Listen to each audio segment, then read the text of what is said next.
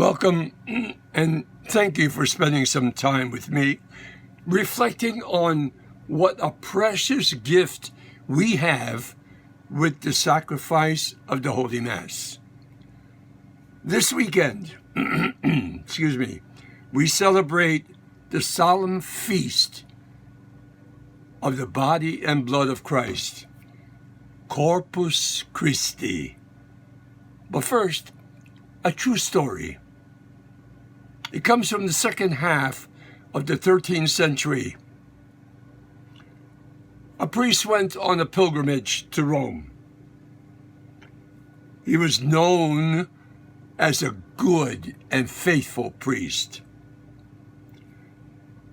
Even though he was a priest and celebrated Holy Mass for years, every once in a while, he doubted that Jesus was actually present in the consecrated host. Many Catholics today are struggling with the same thing. Anyway, one day, while celebrating Mass, above the tomb of Saint Christina, he had just spoken the solemn, sacred words of consecration, when blood started to trail from the consecrated host and trickle over his hands onto the altar and the linen corporal. You can imagine how shocked the priest was, and confused as well. At first, he tried to hide what was happening at the altar. Remember, in those days, the priest said the Mass with his back to the people.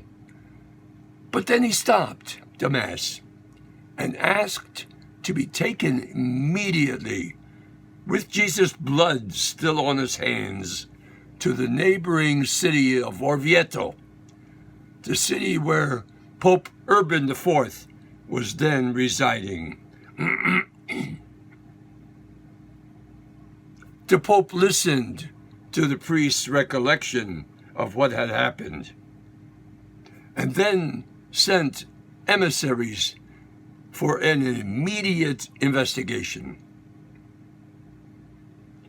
When the Pope had all the facts, he ordered the bishop of the diocese to bring the host and the linen cloth bearing the stains of blood to Orvieto.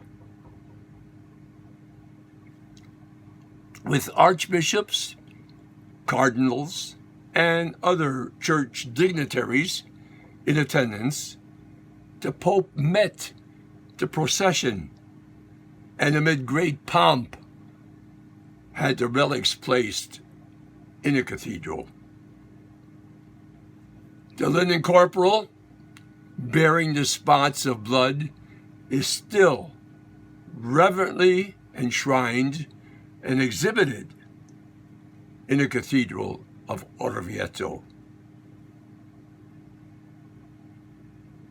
This was a Eucharistic miracle. But then, every Mass is a miracle. Every time a priest consecrates the bread and wine into Christ's actual body and blood, a miracle occurs.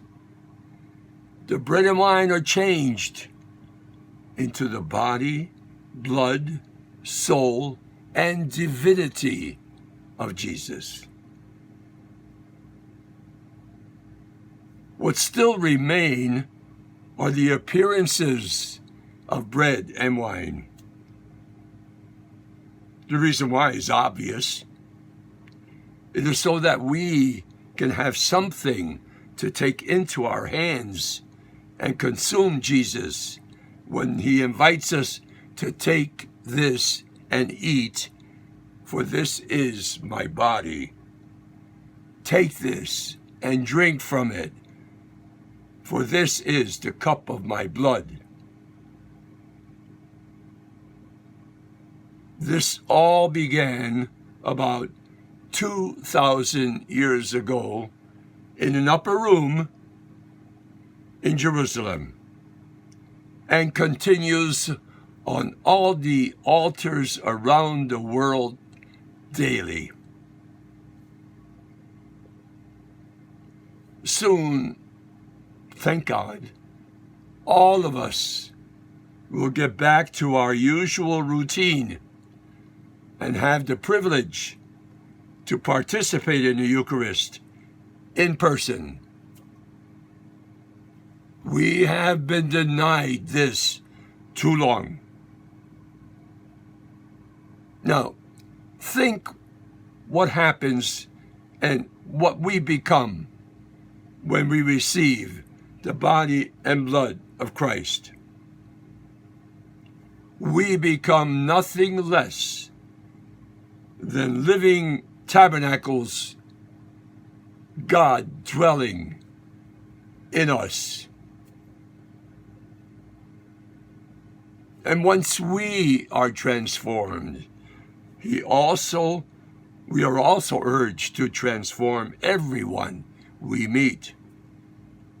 Because the one we hold in our hearts is greater than ourselves.